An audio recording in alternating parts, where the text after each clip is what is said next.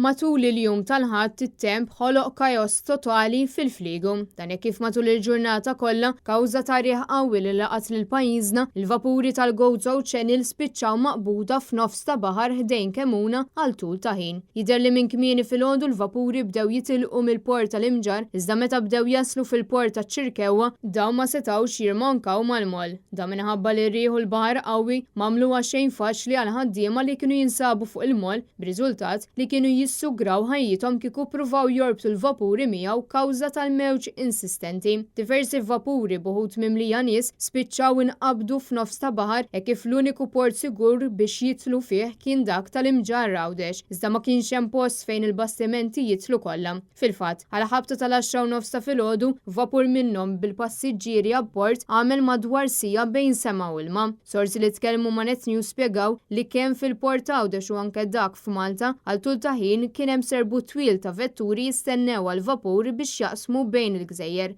Bl-awtoritajiet ma jagħmlu l-ebda avviż jew aġġornament dwar is-servizz tal-Gozo Ferry. Kien biss meta kien hemm ħerba sieħa lil Gozo Channel Operations Limited ħarġu avviż li s-servizz tal-vapuri ġie sospiż sakemm il-baħar jikkalma.